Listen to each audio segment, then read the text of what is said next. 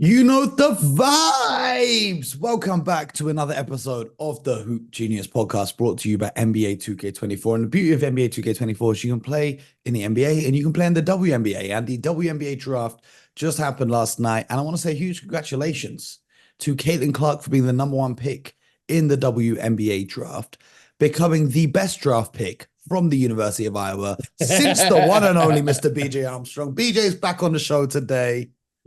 Let me see. I got something on Iowa. Oh, he's got the Hawkeyes tee on. I got the Hawkeyes. I got the Hawkeyes. I got something on. I got something on. I see you. How you doing, BJ? How was your trip? And what are your thoughts on the WNBA draft? Man, congratulations. I watched the WNBA draft. Just fantastic. The growth of the game. You're seeing it happen in real time. You always talk about what's next. You always talk about coulda, woulda, shoulda. It's actually happening. And there's so many amazing players, but then suddenly you get this star player. And Caitlin Clark has been fantastic. She has been amazing for the game, for the women's game, but amazing for the game and how she's handled herself. And listen, she is without question one of the greatest players of all time at the collegiate level. And you have every reason to believe she'll continue that growth and be one of the great players that'll play professionally. So I'm really looking forward to her. There's a lot of interest. Of course, it really helps that she's from the University of Iowa. Phenomenal player. She's been great. Congratulations to her, her family, and the university. But it's been amazing to watch, and it was great to watch it. I mean, I watched it's the first. I must admit, it was the first. I actually watched the draft. I wanted to watch it, see who's going where, and the response, Mo. I was just in Vegas last week. Mo, they're changing the Aces games to accommodate for Caitlin Clark. No, Mo, it's unreal. Changing the schedule. That's crazy. Yeah, Mo, it's unbelievable. It's unbelievable. So it's been great. It's been fantastic to watch. And congratulations to her and congratulations to the W. You know what? Because this is great for the game. So anything that's great for the game, I'm all for it, and I'm looking forward to it. Well, in other news, the Detroit Pistons, after a disappointing 14-68 season, have begun the search for a new head of basketball operations, a new president. And I think that I know someone who might just be perfect for the job. Hey, who do you have? Who are you thinking? Who are you thinking? I'm thinking someone with 23 years of front office experience. Oh. I'm thinking of someone who was part of the last front office to bring a title to Detroit. Oh. Thinking of someone whose most recently constructed team is now a second seed in the NBA playoffs. Wow. Thinking Mr. Scott Perry needs that job. You know what, Mo? It would be a dream. And because we're from Detroit, as you know, Mo, I'm a Piston fan, right? So when they finally do turn it around, whenever that happens, just like my Lions, right? Okay, the Detroit Lions, right? When they finally turn it around, I just want Mo to verify, say, yeah, he was a Pistons fan when they were 14 and whatever they are. Yep. Right now, 14 and what, 58 or something? Is that what they 68. are? 68. 68. We're doing 68. Including a 28-game loss streak. Yes. So, I mean, it's tough. But look, Scott Perry is overqualified to run an NBA team. I mean, this gentleman has done it all. He's coached in college, an executive for 20 plus years. He's won a championship as an executive. When you say he's experienced, he understands the game, but more importantly, he understands the people that play that game. So hopefully his name will be out there. I know we will be championing his name as a possible candidate if those reports are true. And so let's get this thing moving. I don't know what to say about Detroit. my Pistons, I'm going to own it. My Pistons, it was tough. But you know what, Mo, I watched the majority of those games, as you know. It was tough. It was tough this And year. I got a message for Tom Gores, the owner of the Pistons. Okay. I got a message. This is the best podcast in the world. If you hire Scott Perry, we might have to start a second podcast just about the Pistons. Well, that's a give me. Listen, we're going to do that. We're going to do that. We have to do that. We just got to pick a team. And right now, I'm going to suggest to you that we just start with the Pistons. We just start with the Pistons. No, we won't, because the reports are that they're interested in the Bucks general manager, John Horst, as their new president. That's what the reports are saying. But what I will say is this. Giannis ain't in Detroit to carry Detroit to a championship. You're going to need Scott Perry in that house. Let me tell you something. Now, I don't know who's getting what from the reports. But if I know this, Bo, I can put the back signal out to the people, because we got to get the people what we want here. That's a fact. That's it. If we put this to the people gonna put Scott Perry in place. Okay. He's homegrown. There's no one. Okay. No one is more qualified to do that job. When you talk about passion and what it means, just like Bob Myers was from San Francisco. He was born in the Bay Area. It hits a little different when you are from that area. For Scott Perry to be able to go back home, we grew up watching Pistons fans. We used to go and sneak into the Pontiac Silverdome in our youth to watch the Pistons play, okay? So for him to win a championship as an executive already in Detroit, I know what that meant to him. For him to be able to do this as an executive and go back there and help his hometown, it would hit a little different. And so I think he would be fantastic, but we don't know. We're just talking here. And we do, like I said, we do. Tom Gores hasn't used his Twitter account since 2023, and he hasn't used Instagram since 2019. So I don't know how the people are going to reach out to him, but we'll find a way. The other news that happened is USA Basketball announced their roster, but I feel like if we're talking international basketball, BJ, we've got to put the bat signal out, as you said, and we've got to get Coach Sir on the show this week to talk about that Olympic roster. So we're going to leave that until Coach Sir is on the show this week. But I do want to say this. I mean, I just kind of quickly looked at, I saw the news. Is there's no brunching on the team? Is that what I saw? No. We'll get into this. We'll get into this. Don't worry. Okay. What we do need to talk about is tonight's NBA playing games. The Lakers and the Pelicans, and the Warriors and the Kings. The playing start out west. The Lakers and the Pelicans go head to head to see who's going to be the 7th seed. BJ, me and Scott discussed this yesterday on the show. Let me guess. Yes, you should have listened to the show. Well, I didn't, I was in the gym. Excuse me, Mo. I was in the gym today. The gym's the best place to listen to the show. Yeah. That's all the gym listeners. No, not that gym. I was in the gym. We started our pre-draft workouts. You were doing the workouts with the guys. Yeah. I was in that gym. You're excused this time. Yes. I'm going with the Lakers. I'm going with the Lakers. As you know, I'm a little down right now on the Pelicans, and I love that. That hurts me to say that, but they just haven't been playing. Well, I don't know what's wrong with them. Like, I don't know. But you look at their team and you go, look at this talent. Like, it just doesn't even make sense to me of how this team is now in the play-in. They are incredibly talented. Brandon Ingram played, I believe, in the last game. And then they were down like by 30. To the Lakers. That's what I'm saying. It just doesn't make sense. I don't know what's going on with this team. So I think the Lakers probably win this game. And what are the key factors in this game that you're going to be looking at? Sometimes, Mo, you just have good matchups, and you have a matchup that works for you. The Lakers, I don't know the facts of it, what the matchup is, but it seems or appears to me that the Lakers, every time they play the Pelicans, Anthony Davis steps up, LeBron steps up, and they just play well for whatever the reason is against this team.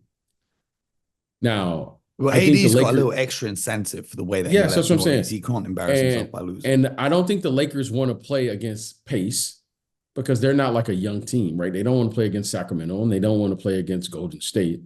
So I think this is the best matchup for them to advance and get into the playoffs. So I expect them to take care of business. They've been sitting in New Orleans now for a couple of days, right? And I think they have a really good chance. And I'm going to pick the Lakers to win this game. Well, in that game, LeBron had what, 15 assists in the first half in that last regular season game? Something like that. Yes. How about that?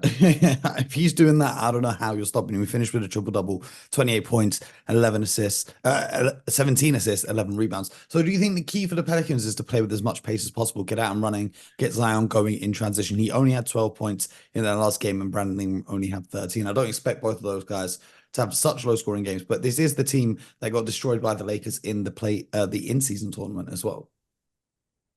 I think the key for the Pelicans is to play with pace.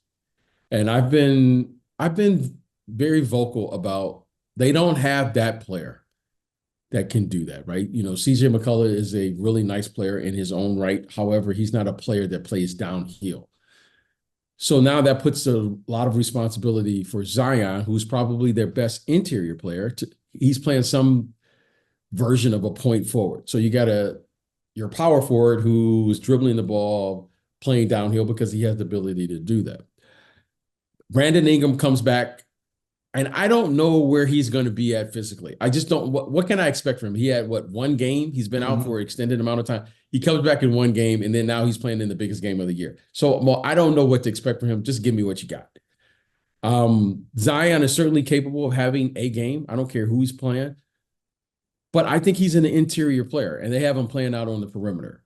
You know, they have him playing kind of a five-out offense, which, you know, he's good enough to do it. However, I think the big fella is probably can do down. I think he's probably better suited, in my opinion, to be in the interior, kind of build from the inside and out, and then go out and kind of dominate. I don't see anyone that can stop him in the interior. I don't see anyone. I mean, it's pretty hard to stop him on the perimeter as well. I mean, Point Zion is a pretty unstoppable force when he gets going. So we're going to see how that goes. And the other game between the Warriors and the Sacramento Kings, the winner gets to play the loser of the Lakers versus the Pelicans. Wow. I don't think there won't be a problem for the intensity of the game. I can tell you that much. It's going to be heated. There won't be a problem with the media having storylines. There won't be a problem with the tension and all of the emotion that will come with this game. And it's you know, winner takes all. So I'm really looking forward to this. The Warriors clearly have the advantage in their experience. I think the Sacramento Kings, I think by all accounts, I think this is probably a surprise for them to be playing in the play-in after such a terrific regular season last year. Malik Monk, once he went down, you can see the importance of his team. They didn't play as well down the stretch in his absence. So in saying all of that, I still think it will be a very competitive game. I think it will be a game where the Sacramento Kings will play with a sense of desperation. And I think it will come down to this. I think it will come down to the experience of the Warriors versus the youth of the Sacramento Kings. Okay, both of these teams, they're right up the road from one another. It will be a very intense game. I believe it's played in Sacramento, correct? It's played in Sacramento. So I think that gives them an advantage in this type of setting, and it'll be highly competitive. So I'm really looking forward to this game. It'll be loud in there, but it's anyone's game. I really believe that. If you're asking me I'm just gonna go with the champ, right? I'm gonna go with when I say the champs, these guys have won multiple championships over the last decade or so. So I'm gonna go with the Warriors in a one-game situation. However, I think it's gonna be very competitive, and I wouldn't be shocked. If Sacramento wins, but I think minus Malik Monk, I think it's gonna be really tough. I think it's going to be really tough for them. Well, BJ, I did something fun today. I went Okay. back over 100 episodes and Oh, listened to what we recorded on the 24th of October, 2023, oh where we wow. did our award predictions. Do you want to know how badly they went? Of course they are, because this is what you do. You do this to make us look bad. I mean, Oh, I do this because it's fun. So yeah, anyway, okay. do you remember who you predicted for a number of these I have no awards? idea, but tell me. So I know I missed them all though, but tell the me, MVP. what We did I also put? had the 2K simulation. The 2K simulation predicted Shai Gilgeous-Alexander to be the MVP. Okay, You selected Giannis Antetokounmpo. okay. I Top was. 5 or 6, and I chose Zion Williamson. Well. He did not come into the season in shape, and he had the whole catastrophe with that lady who was bothering him, and these things kind of derailed his season a little bit. But since he got back on track, he did look very impressive. He just didn't do it Yes. for the entire season. But I think we both missed on that one. Defensive Player of the Year, NBA 2K simulated Evan Mobley winning that award, and Evan Mobley was also your pick. My pick was Victor Wembanyama, which was almost on the money. I think he's going to come second if he doesn't win. Rookie of the Year, Wembanyama, obviously, for 2K and for you. Who You did I said pick? Wemby, and I Oh, said, okay. well, my thing was Chet because I thought the Spurs wouldn't let Wemby play enough games. And then I went on to say he's going to be Defense Player of the Year. I don't know what logic I was going on. But yeah, Wemby or Chet, that's what I had. And then the most improved player, this is the worst one. The 2K simulation had Mikal Bridges. I had Tyrese Maxey, which I think was a pretty good pick. But you had, do you remember who you picked? I have no idea. Jordan Poole. Oh wow. That was yeah, that's a major one. I think Jordan Poole Okay. was the disappointment of the season for me. Like, they've given you your own team. You love scoring. Go out there and score. And we were talking on the episode. I went back and listened. Oh, he's going to be able to just have 30-point games and this and that. And Right. how horribly it went. He ended up getting demoted to the bench in Washington. Yeah. Okay. Yeah. That was not good. That was a Yeah, good pick. no, that was absolutely horrendous. But I thought it was fun anyway to have a listen. And hopefully we do a bit better next year. Hopefully next year we do a little bit better. I'm just going to predict Wemby for every award. Yeah, we're gonna have fun with it. We're gonna have fun with I'll tell you now, I'm predicting Wemby for every award next year. You know what? They'll put you in the top 2 for sure. Exactly. Except for sixth man, I have to figure that Okay. out. But I was thinking about this with Wemby. I was thinking this about with Wemby. Okay. At some stage of his career, just like Wilt Chamberlain was like, they said, "Oh, Wilt, you can't pass," and he just said, "Hey, I'm going to lead the league in assists one year," and he did it.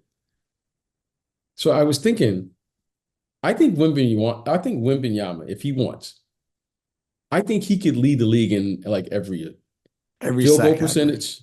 Yeah, I think field goal percentage, blocks, steals, points, rebounds.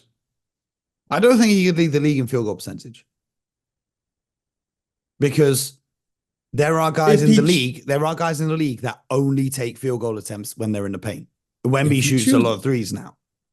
Again, if he wants to for 1 year, just like Wilt Chamberlain said, "Oh, you don't think I can win it in assists?" Okay. He has the ability if he wants, if he wanted to. I'm not saying. Do you think he could lead the league in points, rebounds, and assists? He would have to average a triple-double at least. Only if he is not playing the center position, I think he could. I don't think he could on Spurs. Because to lead the league in scoring, you're going to have to average 35 plus a night in this modern NBA. Then to lead the league in assists, you're going to have at least 12 assists a game. Do I trust his teammates to let that happen? They're going to be happy with him taking. They're going to be happy with him taking. Well, you're looking at the team now. They're going. Listen. Yeah, but how much is going to change by next year? Okay, over the next 10 years, I think he can do it. Over the next decade. I mean, this guy is put. And just to put it into context, this season's points leader was Luka Doncic, 33.9. Rebounds, Domantas Sabonis, 13.7. Assists, Tyrese Halliburton, 10.9. Blocks, Wembanyama already leads the league in 3.6. Steals, De'Aaron Fox, 2 steals a game. That's And the what is he at? numbers right now. Let me find what Wemby's Wembanyama on. he's He got won't to be at least far have off. one something. He He's got to won't have be one far something. off. Yeah, let me find it. He's I'm gonna say 22nd like with 1.2. yeah, I was gonna say he's got to be somewhere in there. But bear in I think mind, he could. but bear in mind, he's only half the season he played minutes restriction. He only did this in 30 minutes. Which, yeah, and half the season he played less than 25 minutes. That's what I'm saying. I just, if he wants, I think he can lead the league in every major statistical category. I like that. They're going to hate you on Instagram and TikTok when I put the clip out because. What's wrong with that? Like, that's he the can. internet. They will find a way. And here's what fascinates me about the internet, right? They will find a way. Like, they will find a way. That? And this is what ESPN has done to the brains of basketball fans across the world. They'll find a way to mention LeBron somehow in the comments. They'll make the whole conversation. Anything we talk about on the show, they'll find a way to make it about LeBron. Well, I just want to make this very clear. He has the ability to do whatever he wants. And you know what's really cool about doing it is he doesn't have to do it to pad stats. He can actually do it in an impactful way. Mm-hmm. Like he can average 35 points a game if he so desires. Without question. He can, if he's playing the power forward position, that means he will be on the perimeter a lot more than what he is as a center, right? And he will be able to rebound the basketball, dribble it out. They'll be able to play with him on the perimeter and drive and kick and all those things. For sure, he can get 10 assists a night. For sure. For sure. You can run split cuts off of him, pinch post things. I mean, you got to double team him now. So for sure, he can do that if he so desires.